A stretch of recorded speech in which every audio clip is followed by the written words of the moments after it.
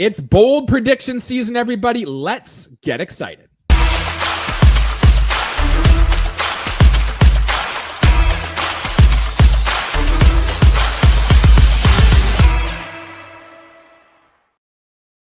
Good evening, everybody. It is Wednesday, March 19th, and welcome to episode 239 of Buds and Blue Jays. It's your place for all things related to the Toronto Blue Jays. Jesse Burrell here, joined as always by Jesse Tricio, who is back from a little 2-week hiatus. Went down to the water park, I heard, got some time, taking March break with the family. Jesse, I'm sure that was a great time, but it is great to have you back on our show. Glad to be back. A little 15-day IL stint, but wasn't because of the injury. It was more family time. We had a great time. Went to the Poconos Mountains up in Pennsylvania. Yep. Having 20-degree weather while being in the mountains. Who would have thought it in March? But definitely enjoyed it, especially when I was at Great Wolf Lodge in the water park there. You got to be a kid at heart again. That's the thing. It's not the real IL trip. It's a little fake IL trip. So you can come back in the best shape of your life, just like a lot of the Toronto Blue Jays here, to get ready for the upcoming season. We are excited. I know I'm excited, Jesse, and I'm sure you're excited. And let me say, the bold prediction episode that we are doing here today has got to be my absolute favorite episode that we ever do. It's so fun. We get to dream on players. We get to say things that we wouldn't normally say. We get to be a little crazy. We get to be a little bit outrageous. And that is what I love most about this episode. So I'm very excited for what we have in store for everybody here today. Oh, definitely. I love being spicy like the wings I like to eat. Like, just have that sizzle coming down. Yeah, Jesse, we love chicken wings on this show too. You know, we're big guys. We like to eat, and we're on our show here. We're going to have mild, we'll have different types of takes, I suppose. We'll have like our little mild, like the wings you can eat a ton of. Then we'll get like, the quite spicy where you can still eat them, but you start to feel it. And then we're going to have like some of the suicide takes, the like, you like lick this sauce and it's burning, and that's how spicy it's going to be. Historically, I will say, Jesse, in the 3 years since we've done this show, we've gotten one bold prediction right every single year. So that is really hard to do. And a little self-loathing, I'm sure, for self-promotion, because we have been able to get one right. And I'm confident that one of the bold predictions that either you or I give out here today is going to come true. Oh, hopefully it's more than just one. I think there's a couple that I got that will pucker some people's attention, and then somebody would be like, oh, I can see that, and agreeing that it could happen. All right. Well, without further ado, Jesse, let's just get into one. Did you want to take the first one, or should I take the first one here? I'll let you. I'll do one, and I'll have two that I'll go right off the bat with, but the other one will go after you. So my first one I'll give it a mild flavor. Mm-hmm. It's the Blue Jays win the World Series in 6 games over the Atlanta Braves. Okay, yeah. And the World Series MVP is Andrés Giménez. Oh, nice. Okay. I like the Andrés Giménez more than World Series MVP one. This is such a bold prediction to make because, one, a lot of projection systems have the Blue Jays probably finishing last in our division. We haven't won a single freaking playoff game since 2016. Yet, you know what? Spring training bleeds optimism. And you know what? We're going to go all the way to the top, baby. Flags fly forever. I love the optimism that you've got here. Get the parade route ready. We'll be front row with everyone else. It's awfully nice that you actually give the Atlanta Braves 2 wins in this series. Like, it's awfully nice of you. I thought, you just say, yeah, dominant run. We're going to go all the way. Yeah, well, I thought it'd be nice to Andrew from Coach's Son. If you're listening, Andrew, that's a shout out for you. Congrats on the Braves. Jesse, that's wild. If that one comes true, boy, we're going to have a real fun summer for the Toronto Blue Jays here. I don't think my takes are going to be nearly at that level. Maybe more modest, give or take here or there, but with some truth of happening. And I guess the World Series one is not impossible. All you got to do is get into the dance and you have a chance, right?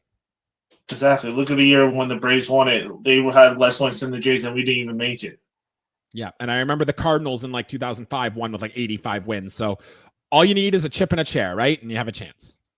Exactly. It's like the March Madness of basketball tournament. Just go on that run. Yeah, speaking of which, I got to fill up my bracket today, but we will do that later as we get into that. I will give one of my bold predictions just to lead off the show here. And where do I want to go? I'm going to go with this one here. I'm going to say, Jesse, that this is the year the Toronto Blue Jays finally break that curse and we actually get a no-hitter. And I'm not even going to say it's a combined no-hitter. I'm going to go out and say one of our starting pitchers is going to get on the horse and is going to do it. Bowden Francis got so close twice last year. Kevin Gausman had the complete game shutout. Jose Barrios in his time here has gotten close. Alek Manoah in his time has gotten close every now and again. I really do think, look, I look at the Houston Astros who have had 1 billion no-hitters. They get a new one like every month, it seems. And the Blue Jays have had 1 in our franchise history. No, that changes this season. This will be the year it finally happens. Oh, it's a matter of time. It's been, 34 or 35 years now since Dave Steve did it. So it's about damn time. Jesus, yeah. And to get even bolder, I guess, should I try to predict the person who's going to get it? Probably. That'd be fun, eh? Oh, yeah. I'm going to go, who's got good hits? I'm going to go Jose Barrios just because he's durable and he can have those really efficient innings. It's going to be the type of no-hitter where it's like first pitch pop up, a hard ground ball that just gets caught by Ernie Clement. And with the defense that the Blue Jays are putting together here, who knows? Maybe they just put on a show and single-handedly get Jose Barrios that no-hitter. So that is my first bold prediction here. Well, I'll go on to that. I'll say Max Scherzer. That would be wild if he can hold up. But he's got that bulldog mentality in it, right? Like, exactly. That if he gets rolling and John Schneider even tries to come out of that game, Max Scherzer's going to say, hell no, you sit your ass back down in that dugout. Not going to happen. I like that call. He'll look at him with that one evil eye. He has a good and an evil eye. He'll look at with him with that evil eye. That's right. It's like the angel on one shoulder, the devil on the other, but Max Scherzer does it with his eyes. It's going to be ruthless. You already know at some point this season, John Schneider's going to try to pull up Max Scherzer. He's not going to have it, and it's going to get wild. And between him and Chris Bassett on the mound, John Schneider's going to have his hands full dealing with that pitching staff. Jesse, did you want to get into your second one? You said you kind of had 2 that went hand in hand here before we get into the news. Yeah, so it goes into the news we'll talk about. But the Blue Jays will extend Bo and Vladdy by opening day. Both of them by opening day. Oh man.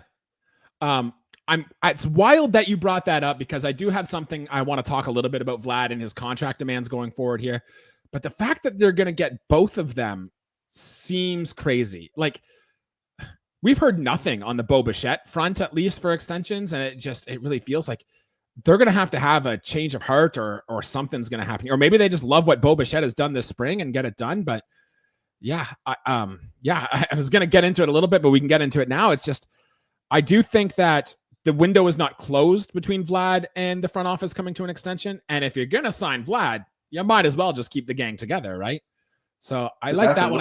I think that's a better chance than us going all the way to the World Series. Oh, definitely. I can see it, especially like with what Bo's doing. He already has more home runs in the spring than he did all of last year in 81 games. Yes, he was hurt, but like what Bo has been doing, even thinking that how him and Jimenez are looking together up the middle and like what I could bring in the next few years. Well, it's just going to be like poetry in motion, and like you can probably get Bo on a bit of a discount right now, maybe around like the Willie Adames deal, which isn't cheap, but like that was 7 years, 131, wasn't it? 131. Something like that. And instead of if he goes off and you're paying him like Corey Seager or Marcus Semien, right? Like this isn't a chance you can get him for a pretty much a bang for your buck.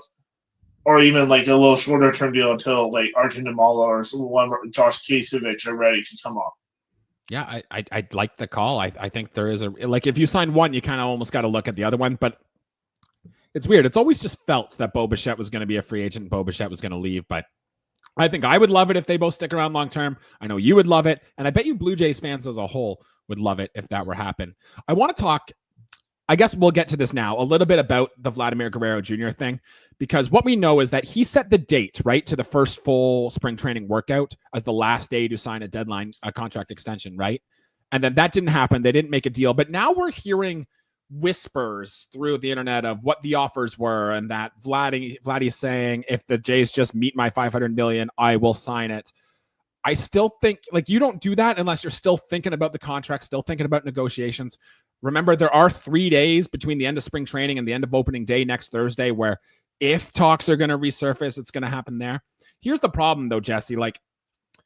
If you're the Blue Jays, you can't just give Vlad that $500 million because then you're telling other agents, other executives across the league that when you say this is my last and final best offer, you don't mean that.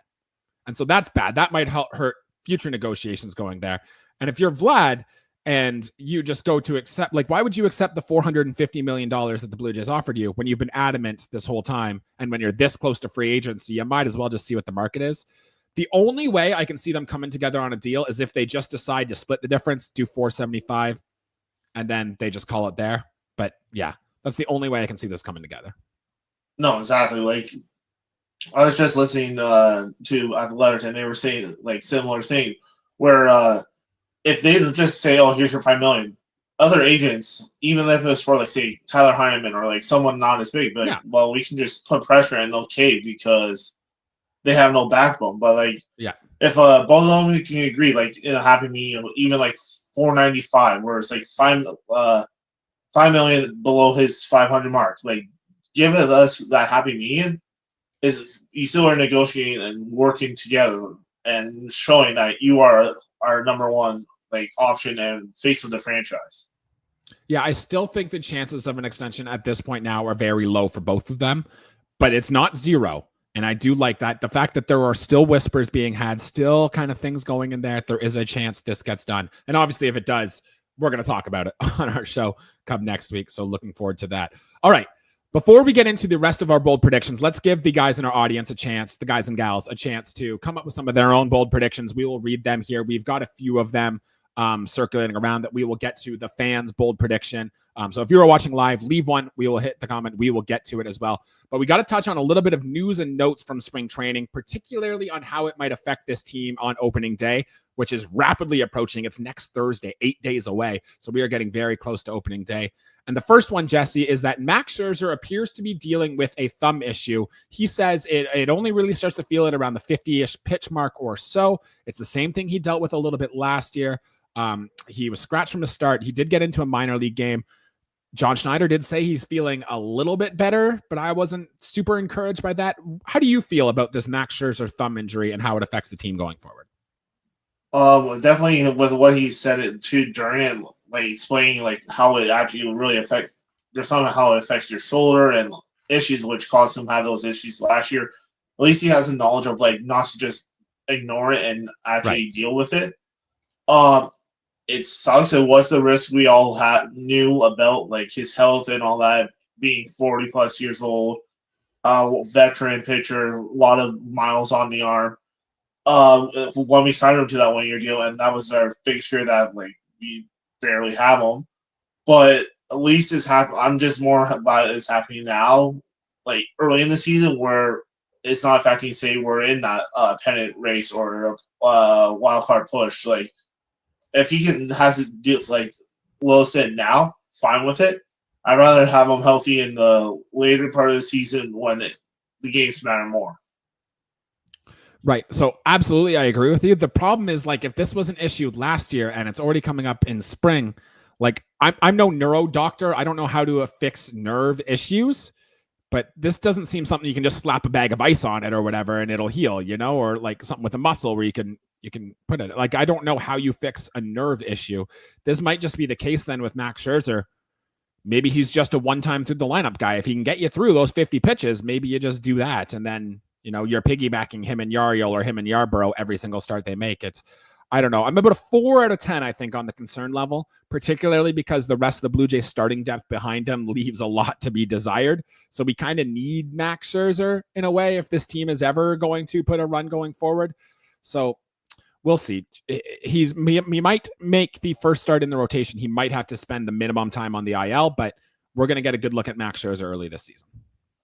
No, exactly. And it is a concern, especially with the pitching depth we have right now. And yes, there could be moves made but in the next few days because of waiver claims and that where it could help our depth, but it's definitely not something like I want to hear. And like I'm probably about 4 to 4.5 out of 10 in the concern meter.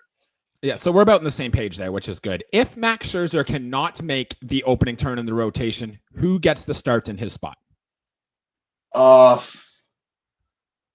I'm probably will have to be like piggyback with Yariel and Yarbrough like we did in the later part of the season, which I really don't want to have to do like a bullpen day. So like in the game part of the So season. early in like, the season, right? Yeah. It's like, especially when we have like, I believe it's like 21 games in like 24 days or something ridiculous like that.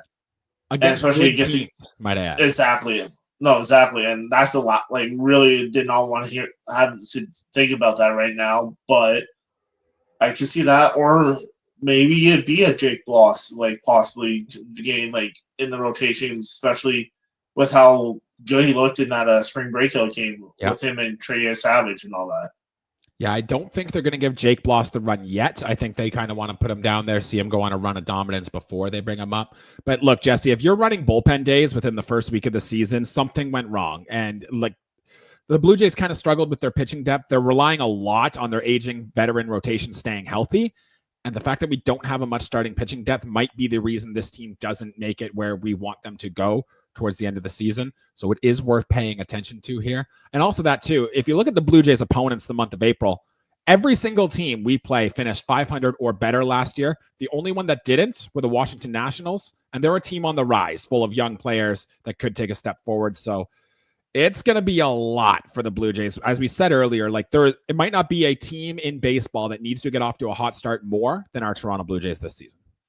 No, exactly. Like, if we aren't, like, I'll say, let's say 15 and like at least 5 to 10 games above 500 after this month, it could be a really long season for us as Jays fans and as a team. Yeah, I think if the Jays are 500 just with the quality of opponents they have, but they look like they're 500, but they look good being 500, like the bullpen looks good, starting rotation looks good, they're getting good offensive pieces from the guys who want good offensive pieces from, then I think we're okay. But yeah, it'd be a long way to go. On top of that note, while we're on the topic of Yariel, are you concerned at all about his spring performance? And then let's add Bowden Francis to this as well, who also has not looked good this spring. Velocity's down, the location isn't there, giving up a lot of home runs. Do you have any concern about the poor performance from the two of them this spring? Yariel, I'm more concerned than Bowden because Bowden is probably like Jesse, not only how he finished last year and the type of pitcher and mentality he has. I'm not concerned about him. Like, I feel like he has the dog in him, like Bassett and Glacier, who yes, in an interview that he was doing, he said been spending a lot of time with the two of them. So it kind of, and even Max Scherzer has said too, like Bowden Francis reminds him of him at that age. So I'm going to take that as no grain of salt, and then. Yariel, I still think he's better for a back end of the rotation with the stuff he has. Yeah. With Bowden Francis specifically, this is the first spring training he's ever been to where he knows he's got a job in the rotation. He's locked in. So this gives him the freedom to work on things, to try new things. He doesn't have to worry about pitching his ass off to make a spot on this team. Like, he knows his spot is secure. Would I like to see some better results? Absolutely. But I'm going to take it for what it's worth and, not be surprised if he goes out against the Orioles and actually puts together a good start. We'll see how the hit suppression stuff goes. With Yariel, my biggest concern is, like, the stuff is good. There are a lot of people who say the stuff is good. There are metrics that prove the stuff is good.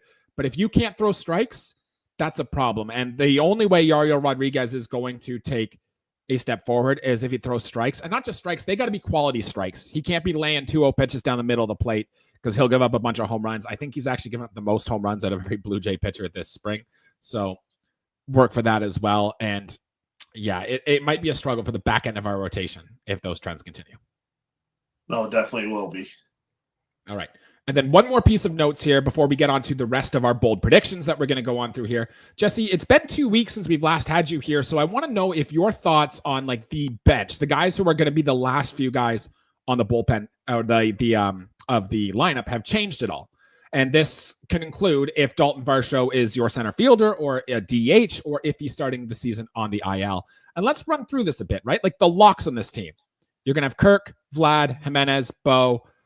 We'll put Ernie Clement at third because he's going to be on the team no matter what. And then Santander and Springer.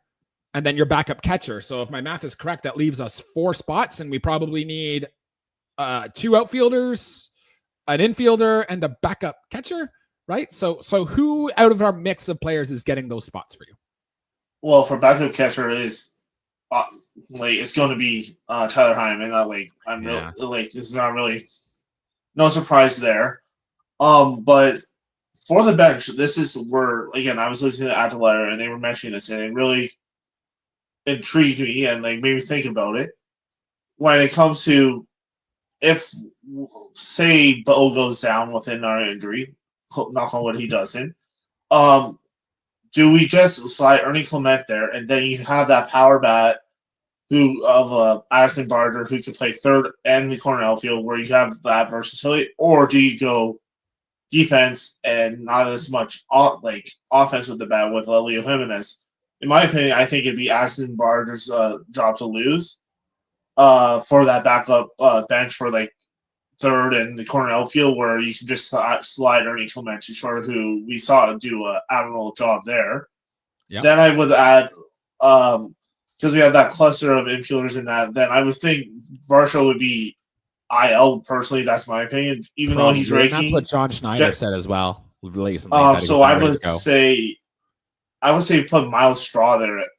Have Miles Straw on the reason being, just because I prefer him. Like has speed, he has a base running. He's a way better center field defensively than Wilperfino and Lucas and all that. So I'll take Miles Straw there. That's so then probably I would add probably Will Wagner just because he'll be there. He'll be on the team no matter what. Yeah, because there's another lefty and all that. So that's 4 if you count Heineman. So yeah, like I'm trying to think, is it a 4-man bench? That's where I'm trying to think. Yeah, let's assume 4-man bench because the Blue Jays are probably going to want to carry the extra pitcher early in the season. I'd assume it. No, exactly. Yeah, I assume too. If not, then you add the David Schneider because right now Elvis Martinez was just hit by that pitch, so I don't know if he'll be ready for that. So yeah, and he was sick early this spring too. So note that. Yeah. And I think David Schneider has played well enough. He's earned at least a spot on the bench as here on this team. So he needed to have a good spring. David Schneider had a good spring. I think he's earned at least one more go. We'll see if he struggles in the season. Your point on the backup catcher, Jesse, I agree. It's Tyler Heineman here, but I also think the Blue Jays might be really watching to see who gets cut at the end of camp here and maybe try to find somebody off that waiver wire. Cause look, God forbid if anything happens to Kirk, we cannot have Tyler. I don't even want Tyler Heineman starting 30 games this year, much less as he has to get into 50 or 60. I think the guy has 1 home run in his whole big league career. And I don't remember the last extra base hit that Tyler Heineman had. And I know that's not the role for the backup catcher. I get it, but I'd like to see them search the waiver wire at the end of camp. So wait for a move there.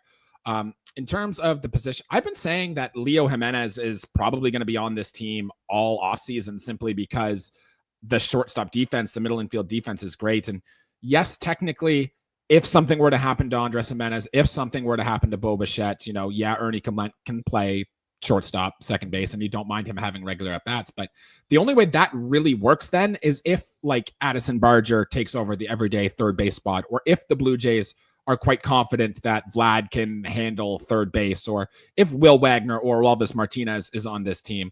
And if not, I really do think the Blue Jays want to have Leo Jimenez here on this bench, just because what you're getting, the good defense, and the bat, still has upside, I suppose, even if you don't think getting hit by pitches is a skill. So I think he's on this team as well. Yeah, I can see the likelihood of Jimenez there, but it's just I'm thinking with a team that struggled with the offense as bad as we did last season, having that pop of Addison Barger who's has over 1,000 OPS this spring. Yeah, a lot of and some of the longest home runs this year, in spring. I definitely could see him being that pop off the bench too, and as we saw last year with the walk off homer. Yeah, I think I want that too. But the way I'm talking about this kind of means that Alan Rodin is probably left off this roster, which might not be a popular take around Toronto Blue Jays people because Rodin has been awesome all spring. And you've been talking about Alan Rodin for quite a while now here. But I just don't think the Jays are ready to give up on a Joey Loperfido yet. They gave him a big run. I am a Nathan Lucas guy, and we'll see what happens here. But it probably means Stuart Baroa, Jonathan Clase don't have a chance of making this team. And The outfield depth of the Blue Jays is actually pretty good. We have guys here. So, and you kind of want to see all of them get a little bit of a run. No, exactly. And like, even if say Springer is not being like typical Springer and there, or like if say Santander goes down for like with a rolled ankle where he can't play the field, yep, I feel like we are able to withstand them not being in the field with the depth. Surprisingly, we have with our outfielders with like the Loperfido, Clase, Baroa, Roden, who again, reason why I didn't put him on the list is he's not on the 40-man, so there'd have to be more moves to make. So, and neither is Straw. That's where we would have to make moves to have Straw on the 40-man. But they could make moves. They could put I think if you call up Adam Macko, you can put him on the 60-man IL. There are a lot of guys on the back end of this roster you could DFA. Nick Robertson has survived on this 40-man all offseason somehow. Yeah. There are Stuart Baroa as a non-tender candidate pretty easily here. There are moves you can make with these guys. Josh Walker and all that. Yes. And it's interesting. The Blue Jays did actually make some minor deals here. We brought back Dylan Tate, which we talked last episode, but I want to get your thoughts on that, Jesse. And we also signed some lefty as well, which I don't have the name here. Forgive me. I'll go find it when we're done here. But it makes me believe that the Blue Jays aren't necessarily sold on everything they've done with the bullpen. The fact they're bringing guys like Dylan Tate, the fact they're bringing in this other guy, and the fact that they're making moves on the back end of this roster here. It makes me feel like the Blue Jays aren't necessarily done on the bullpen pieces. No, definitely. And again, like I was saying, in the spring, you'll see those waiver claims or minor transactions to get players. Like I remember a few years ago when we traded, I think it was Reese McGuire or something for Zach Collins at minor, exactly, just little trades like that where it doesn't turn heads, but it can just fill that hole until we need that legitimate piece to for us to contend, or if there's minor injuries going into the opening day. Yeah, Justin Bruhill was the guy we just signed to a minor league deal. And we also added Dick Lovelady to the 40-man roster, which seems likely then that he will be a competent part of this team who hasn't looked the best this spring, but he went to Driveline. That velocity can touch up there. I like what we're seeing from Richard Lovelady, even though the numbers haven't been there. Like I said, it's Dick Lovelady will be a fan favorite just by the name. That's right. Even the ladies love some Richard Lovelady, and that is fantastic. All right, Jesse. Enough of that. We're caught up on all the news that has happened in Blue Jays land. Let's just dive in the second half of the episode here for the rest of our bold predictions. And I think how we're going to lay this out is you will give one, I will give one, then we'll take one from the fans here, and then we'll kind of go in that until we're out of time here and spit some bold predictions. So without further ado, my guy, just get after it. What's your next bold prediction? And go as spicy as you'd like here. Okay. Santander and Vladdy. Santander hits 48 home runs. Vladdy hits 55. 55. Wow. So 48. Wow. That would really be a boom for the power surge here. Hey, Santander just hit 48 last year. And I don't, most 44. projection system, 44 was it? Not. Yeah. It was 48. I don't know. It was in his 40s. And most projection systems say he's not going to get there again, but I don't know. He's got a good swing. He hits the ball hard, and he's not hitting with the wall in Baltimore. Rogers Center should be a better place for him to hit. I guess he's got good home run to fly ball luck, and you can see a path. Vladdy hitting 55 though, Jesse. Holy shit. That would be contact here. And you're kind of going the Aaron Judge path, right? That what Aaron Judge did with that. And hey, look, no one hits the ball as hard in baseball as Vladimir Guerrero Jr. does. If you can elevate that launch angle, there is a chance. But man, 55 would be insane. If he wants to be the face of their franchise and the greatest J of all time, he needs to pass Jose's record. That is true, and Jose is 54. What's the record for two teammates for home runs in a season? Would it be Vlad and Semien in 2021? When Semien had 40-something and Vlad was in the late 30s? I think so, or if not, it would be Bautista Edwins. Yeah, or Donaldson had 40 and Bautista had 41 that one year, I think. So either way, it's in the 80s. I think a better prediction is this, that you could say Santander and Vlad will set the record for most home runs by the same teammates in franchise history. And I think that would be a pretty good take. But 93 between the two of them? Jesus, that's insane. Or no, 103 between the two of them. I can't even math. That's how much this is blowing my mind right now, buddy. Wow. You told me spicy. That's spicy. And that would be one hell of a summer if that comes to pass. Vlad's going to have to hit like 3 home runs opening day to get that starting. But hey, it is Zach Eflin. Yeah, we can tee off on Zach Eflin, so I'm not too worried. All right, Jesse. I like that. Hit a homer off him. Biggio hit a home run on opening day last year, so there is that. Off Eflin, So my next bold prediction is going to kind of counteract your last bold prediction because mine can't come true if yours comes true. But spicy take here. The Blue Jays leader in home runs this season, Addison Barger, is my call. And, you know, he's got the exit velocity. He's got the swing. He's up there. I think he's tied maybe 1 behind Varsho for home runs this spring, 1 behind Bo. But if he gets the playing time, we know the power is there. I can see a path that he can get into like the mid-30s of home runs. Is it likely? Not a chance in hell. But I want it on record that there is a guy in the system that could have a big home run spike, and that is Addison Barger. Well, that's music to my ear, being, as I call us, the Barger boys, and I've been on the Barger train since he was in the minors, so I love that one. Yeah, just in all seriousness, kind of on a take there. Out of these players, out of Addison Barger or Elvis Martinez, I'm trying to think who had similar power. We'll put Dalton Varsho in there and George Springer. Rank those 4 by how you think they're going to finish in home run totals this year. I guess, yeah. If, again, like you said, if he gets to the run, I can see Barger, Barger, Martinez, Varsho, and then Springer in the bottom because I feel like father time's catching up to Springer. You know what George Springer actually needs to do, Jesse, is he just needs to bite the bullet and just shave his head. Like, he's mid-30s, Jesse. Like, you have more hair on your face than he has on his head. And it's like, we've seen what Vlad has done after getting his hair cut. Bo Bichette's had a monster spring after cutting his hair. It's like, George, buddy, just milk the last bit of baseball you got out with you. And even Barger in spring. And even Barger, too. Like, just shave it off, my guy, and get the last ounce of baseball you have in you. I think that would be fantastic. I'm going to read a bold prediction from one of our fans here, Jesse. This comes from Dave over on Twitter. And he basically says that Alejandro Kirk is going to win both a Gold Glove and a Silver Slugger this year. So doing it on the offensive side and the defensive side probably puts Alejandro Kirk in the top 3 in all of catchers if that does come true. What do you think about that one? Oh, well, I have one similar to that. So mine was, is that 2 for Jimenez wins a Platinum Glove. Okay, which I can see. Kirk, Varsho, and Vladdy win Gold Gloves.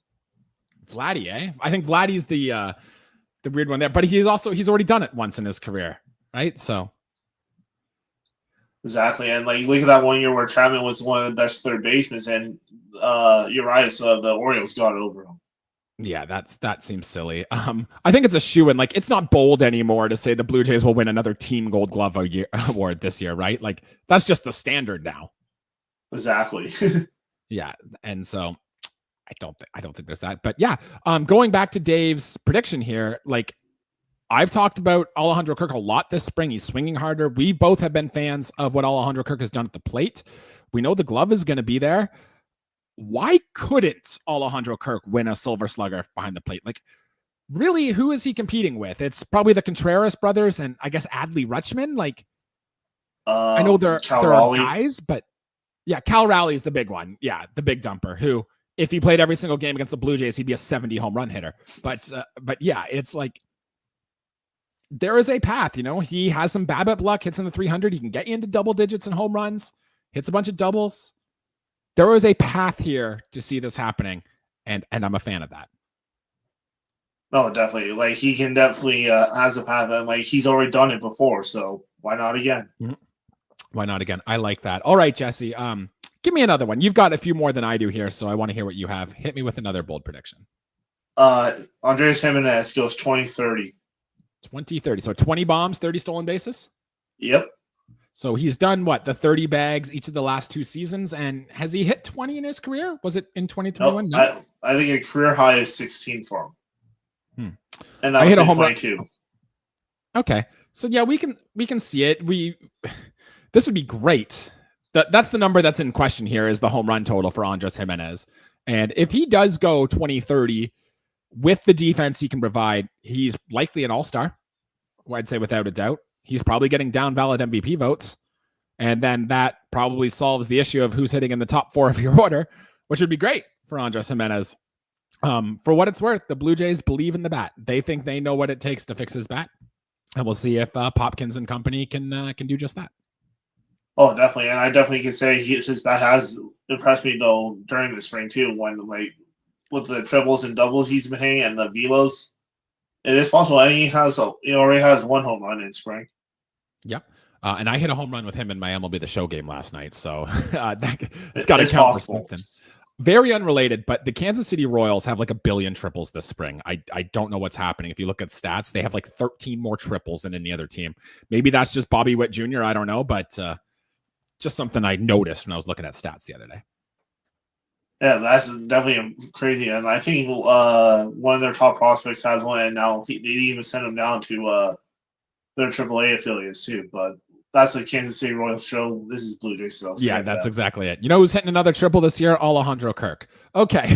I'm going to get on to my next bold prediction here, and this one's going to be a sour note. This is the one you've kind of already touched on, Jesse, but I think that George Springer gets DFA'd before the end of the season. I think his play is going to be so bad. He's looked so bad this spring. I think he has 1 extra base hits, and if I remember correctly, it was kind of just a bleeder down the line he ran into second with. Like, I think the end is near for George Springer. I think the Blue Jays are just going to eat the money, kind of like Houston did with Jose Abreu. I think it's coming, and I think before the end of the season, George Springer will not be on this team. Oh, I can definitely see that, especially if he has, like you say, a 540 OPS. Like going after the first month and all that, or like by middle of May, I really could see him maybe being just a bench bat, if not DFA'd. So I can definitely see that happening. And like, I don't even think he has value. Like, if you've decided that George Springer is not good enough then to be an everyday outfielder, which I think is quite likely, then I don't think he has much value of being a bench bat. Like, wouldn't you rather that spot go to a Rodin, go to even Davis Schneider, like Addison Barger, like Loperfido, like guys who could be better than George Springer? It's also hard to see a 35-year-old whose swing speed has dropped, whose exit velocity numbers have all dropped, his chase rate's gone up, his walk rate's gone down, just randomly get better at his age 30. I think it's 35 now for George Springer. Like, yeah, I think the end is near for George Springer, and I don't think it's going to take that long before he's cut off this roster. No, I don't. I really don't. If like he finds the fountain of youth and is ripping them all, then definitely not. But if it's literally what we're dealing with last year, we can't deal a whole season with that. If he finds the fountain of youth, George Springer better be comeback player of the year. like even though he wasn't hurt. Bo. yeah. There you go. Good thought. Jesse, hit me with the next one, the next bold prediction you have. Well, I'll go keep the sour note, somber mode. If the Jays are not what we are hoping to be, I see the Jays trading Bo and Scherzer at the deadline to the Dodgers for Dalton Rushing and Bobby Miller. Okay. I like how you're calling your shot. You're trying to predict the exact players here. We got to be clear, though. If the Blue Jays just fall apart, or if there's no chance of signing Vlad or Bo, and if you think there's no chance at the playoffs, you do need to trade both. You got to trade everybody. Bassett, Vlad, Bo, everybody. And there have always been rumors. We'll see how the Mookie Bet experience goes in LA, but I do think the Dodgers and Bo Bichette kind of match up well with each other. And hey, look, I'm a Bobby Miller believer still. I in my dynasty league I'm in, I traded for him. I still think there's a guy in there. And Dalton Rushing could follow like the Dalton Varsho path to success in the big leagues, and I don't mind that either. And I don't know, let's just get Nick Frasso back while we're at it too, and let's just why not? Especially when he's healthy. Yeah, I do think it's likely though that one of those guys does get moved if we are out in contention. But I also don't believe in this Blue Jays front office to do the right thing. So, yeah, we'll see how that goes. But I like how you're calling your shot, Jesse. That's a name I like. I think we got one more trade, but I'll say that one for another. We're on the topic. Give it to me. What do you got? All right, then the next one would be we don't extend Vladdy. We trade him to the Giants for Bryce Eldridge and Marco Luciano. Okay, Luciano's prospect status has kind of fallen a little bit, but it could be a change of scenery.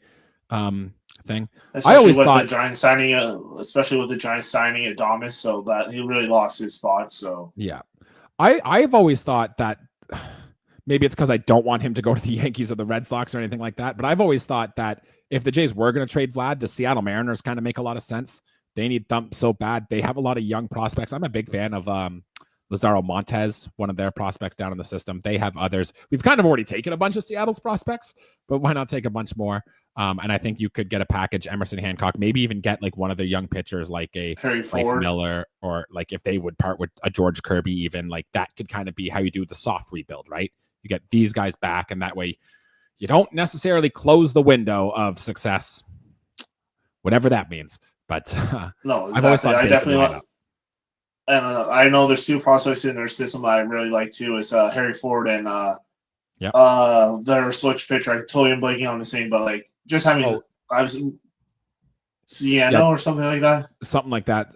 There's some seasoned Jays in there, just drafted last year. But the Blue Jays, Yeah. like we took a stab at Pat Venditti when he was here, right? Exactly. So we know the Blue Jays are going to look at a guy like that and be like, yeah, that's two pitchers in one roster spot. We absolutely see value in that. Exactly. With the khakis would love it. Anything to please the khakis, I suppose. Jeez. All right. Is it my turn or the next turns? Or no, let's go to one by one of the fans here. And this one comes from Colin Bad Boy on Twitter, who says nothing about the Toronto Blue Jays here, but just wants it known that the Detroit Tigers are going to be World Series champions. And hey, if it's not the Blue Jays, go Tigers, I guess. There's a lot of Canadian Detroit Tigers fans, and there are a few things there, but yeah, not what we're looking for our bold predictions here. No, but we'll take Max Cluck from. Sure. We'll take anybody who can play and perform for us right now. All right, I'm going to go into my next one here, and that is that Alek Manoah is going to be the American League Comeback Player of the Year. And the recipe that this happens is he comes back mid-season, something clicks for him. He's already throwing on a mound. It seems like the Tommy John progress is going okay. He comes in late in the season and kind of goes on like the CC Sabathia-esque run he did with the Milwaukee Brewers, or what David Price did for the Toronto Blue Jays in 2015, where he's just dominant. And every time he's on the mound is go, go, go, go, go. And he single-handedly carries the Blue Jays into the playoffs. That's the path I'm looking for here. And I think if that is the case, and if that all comes true, then Alek Manoah has got to be comeback player of the year.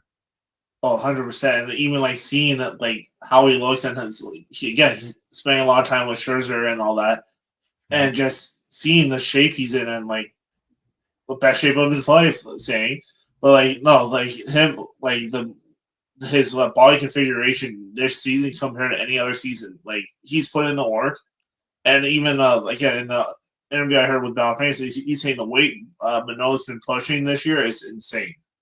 Yeah, he looks good. And if he can get that velocity back, he can get that rotation on the slider. It'll be very interesting. We didn't see a ton of it last year, but he did have some good starts, right? So he's learning. And there's probably nobody who has more fuel to the fire. I was saying that exactly. And I saw his final start against Tampa where he was dominant. And like I was like, oh, Manoah's back in, then we lost him because of TJ. So we will see, and I'm excited for that one. Same with Ricky Tiedemann for that reference. Like he'll probably get some big league time this year because his prospect status has kind of fallen. And at this point, now he's 24, 25. Like you got to see what you got in Tiedemann. So if he's ready to go, I'd expect to see him in the big leagues at some point this season as well. Jesse, hit us with another one. What do you got? I'm going to double down on this one. Ballard Francis, top 10 Cy Young.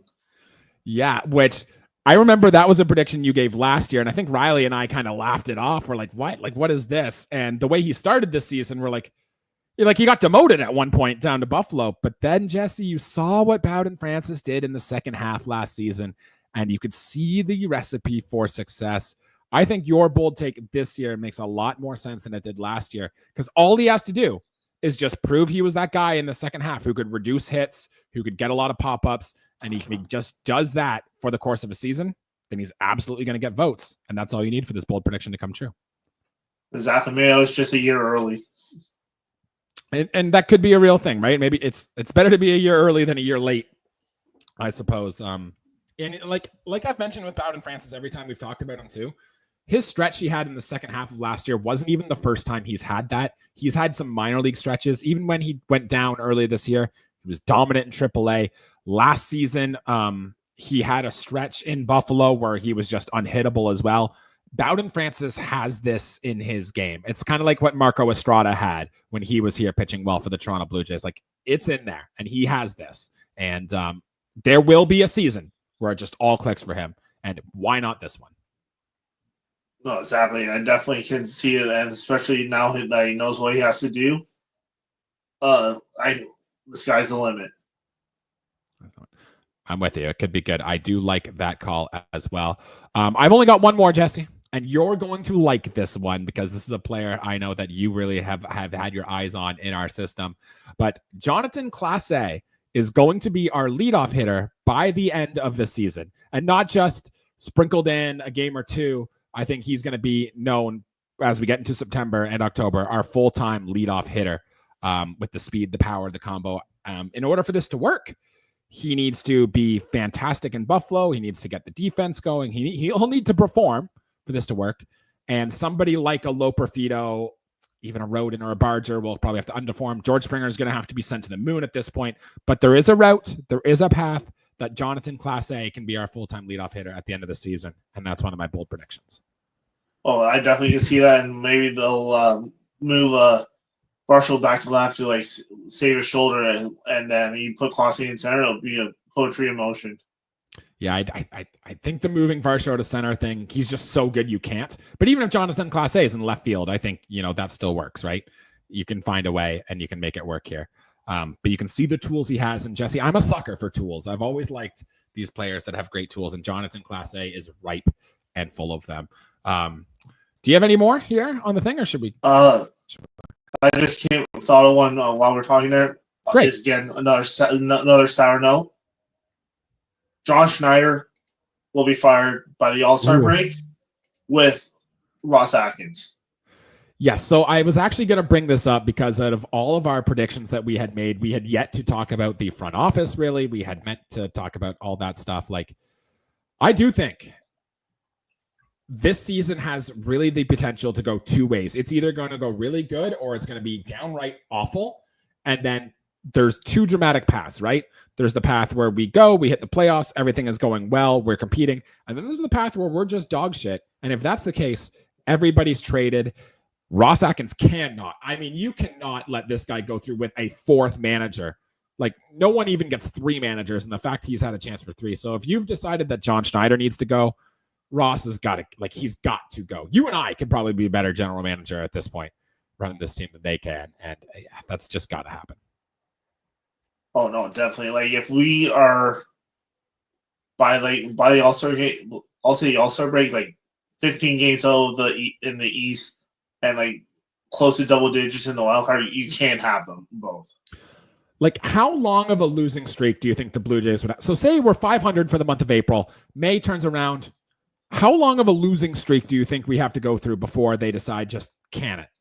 Is it 6 games? Does it have to be double digits?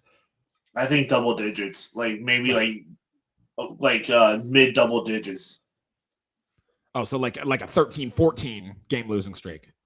Yeah, like I'm thinking like if you were over 10, because again, if you do the math of like how many long series are, 10 games could be only 3 series. So like if you're entering like a 4 to 5 game series losing streak, you have no chance to have a job.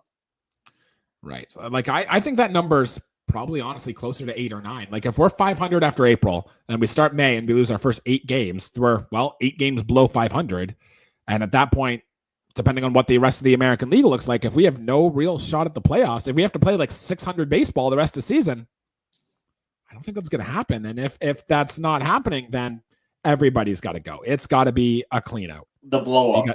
You got to let them all go, and you got to turn the page, and you got to start a new era of Blue Jays baseball. And hey, Ross Atkins and company, they've had their chance as general managers. We've talked about this a lot throughout the course of the offseason, but they failed, basically. They had a plan. They ran their plan. Their plan did not work. It's time to get somebody else in here.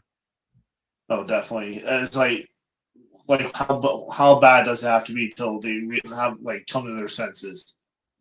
Yeah. And that's the $1 million question, because we've seen this front office group kind of be, I don't want to say arrogant, but we've seen them kind of be stuck in their ways. And this front office group really does have an ego, and they don't like it when they tarnish their ego. What did Keegan say to us? This Blue Jays front office wants to look smart more than anything else, probably even more than winning, to be honest.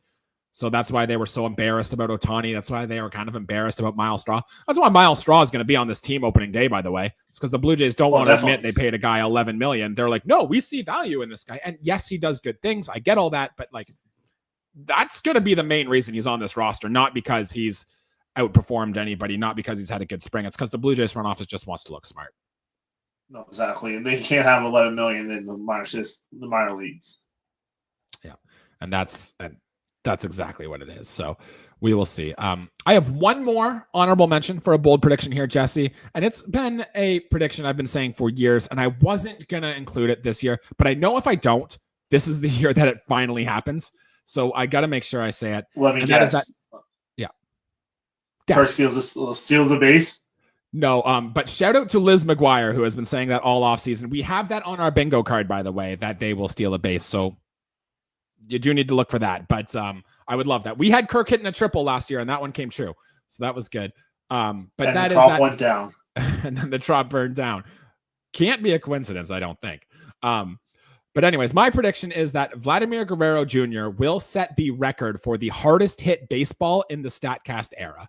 Now, I think O'Neal Cruz has the record at like 122 and change, and he just set that a few years ago. And Vlad's max exit velocity numbers have actually decreased since his 2021 season. He still hits the ball harder than anyone else in baseball, but it's not up there to that levels anymore. So I think it'll be hard if he randomly just has one where he can do it. But if anybody on this team is going to do it, it's going to be Vlad. And I think it's just give us a nice warm day down in Texas or something on a pitch. He swings hard. That's like 100 miles per hour, and he just squares it up and he goes. So I think that could work. Oh, definitely that. I can definitely see that with how hard Vlad hits it. Then I'll give just what I just was thinking of a surprise call bold prediction. Rainer Nunez will be our replacement to Vlad if he gets traded. Rainer Nunez. You're buying the hype, eh? From the home run he hit in spring training the other day? That and just seeing him play the last few years too, and I see a lot of Josh Bell. He reminds me just his body image, his build, and all that. But I feel like he has more talent than Josh Bell, so I feel like he could be first baseman of the franchise if Vladdy goes. If you're looking at exit velocity monsters down in the farm, Rainer Nunez is a guy who spikes up there. I personally, if we're looking for like a first baseman of the future, I want to go Peyton Williams. His nickname's the Iowa nickname, Jesse, and that's right up our alley. Like we love that. We love nicknames like that. We need more nicknames in baseball, to be honest, and that's one of the best. Bring back the Players Week nicknames. Chicken Strip was a popular one I always remember. I'm still mad that Mr. Seeds was good. I'm still mad that Kevin Pillar couldn't be Superman just because, Disney rights and all that stuff. But just let the guy be it, Anyways, so be it. That's all I had for bold predictions. We're through the ones that the fans have given us. Jesse, did you have any more left that you wanted to spit out here? I think. Ernie Clement, All-Star. And so I thought about that, Jesse, and I was trying to think of all the players on the roster and who could be surprisingly better than we think. And Ernie Clement could be one of them. We know the defense is going to be there. We know he's going to play, right? He puts the ball in play. He gets a good BABIP luck. He runs into some things. And I don't know what position he goes in as because there's a lot of real good shortstops in the American League, but third base maybe. But then, you look at the third baseman around the American League, like Jose Ramirez is probably going to be back up there again. Alex Bregman, maybe. Like he's got to never actually moves. Right, which there's drama there, so maybe that'll just collapse the whole Red Sox season. I don't know. Baltimore is going to have one of their young guys playing third base who could improve. Like, I'm trying to think of the third baseman in the NL West. Am I missing somebody obvious or the AL West? Like Seattle, no. Only one I'm thinking is JC Young, but yeah, and I don't. Isaac Paredes hitting into the Crawford boxes probably could do some damage there, but it's like, you might throw a dart at Ernie Clement to get there. The Blue Jays, throughout their history have always had like one surprise kind of all-star, the one guy just every 4 or 5 seasons that you don't think is going to get there. And Ernie Clement is a really good choice. If I were to especially Espinal can be one. Yeah, Santiago Espinal. If Steve Delabar is the name, Brett Cecil was an all-star once. Mike Saunders. If I'm gonna go for a obscure Blue Jay to make their first all-star game this year, I'll probably go Bowden Francis because he might be putting it together and have a good year. And I don't think anyone is really thinking that could happen. So that would be my pick. Oh, definitely can see that happening. Or I can even see Jeff Hoffman being one. But likely, yep. This is a more question to you. With the whole drama with the Red Sox, with Devers and Bregman and all that. Let's say the Jays extend Vladdy. Maybe do you see the Jays possibly making a move to try to get Devers to come over here and have him be the third baseman?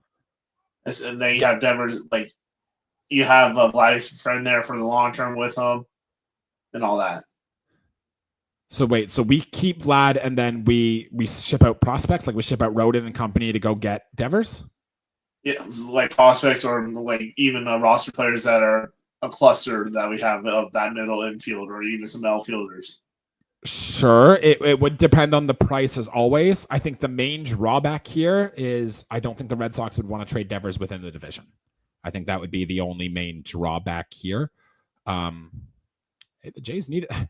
And Rafael Devers, for as much as I like him and as much as he can hit, I think he's led the American League in errors each of the last 3 seasons. Or maybe it's just third baseman in errors. It's one of the two. Like, not a good defender, and the Jays really do value run prevention so much. I think that might take them out of the Rafael Devers business, but left-handed guy who can mash you 30 bombs, what team in baseball doesn't want that? No, that's where I was saying, and I was reading something that they're saying that he could be he's requesting a trade, so yeah, we'll see. Its vibes are not high in Red Sox camp, especially for a team that on paper looks like they're ready to take a leap forward. And maybe they have like the Bobby Valentine season where their team is good. They just couldn't do it. And that would benefit us, Jesse, if that is the case. So we're rooting for chaos over in Boston. Shout out to any Red Sox fans who are checking in, which thank you, but why? But yeah, that would be great. All right. That's all we got for our bold predictions here. Jesse, anything else you wanted to get at before we wrap up here? Well, we're 8 days away, and myself and you will be at the Jays game. And if anyone is there and sees us, don't hesitate to come by, have a drink with us, chat some ball. We're always down for that. Yeah, we're going to have a lot of fun. We are going to post a bunch of stuff from their social media channels as well. We're going to have a lot of content coming between now and then. Our plan here is to do one more episode before the start of opening day. It'll be like our official Blue Jays season preview. I'll probably break it down to like 20 burning questions, and we'll rapid fire and we'll get through those 20 questions to get everybody all caught up for what is going to be a very crucial season for the Toronto Blue Jays. 2025 might be more crucial than any year we've had in a long, long time. So we're going to adjust that. And if you are just joining us now and you haven't been with us to see what it's like during the regular season, Jesse and I are still here. We bring on guests too. We like to do 2 episodes a week. We do series recaps. So we try to squeeze an episode in at the end of each series. Timing is hard. Sometimes it's right as the last pitch is happening. Sometimes it's not till like 7 hours after the game ends, but we usually do our best to get live and give you 2 episodes a week throughout the course of the regular season, a little shorter in length, but they are fun. You're going to want to check those out as well. Jesse, any last words before we get out? Nope. Just ready for the spring training to end and get into the meaningful baseball, even though they're playing it right now in Japan with the Dodgers and Cubs. But as I'm saying it, I've been saying last year, let the kids play, and if it's high, let it fly. If it's low, let it go. Go Jays, go. For Jesse Tricio, I am Jesse Burrell. We will see you all next week, and we will see you all at the Dome this summer. In the meantime, let's go Blue Jays. Thanks, guys.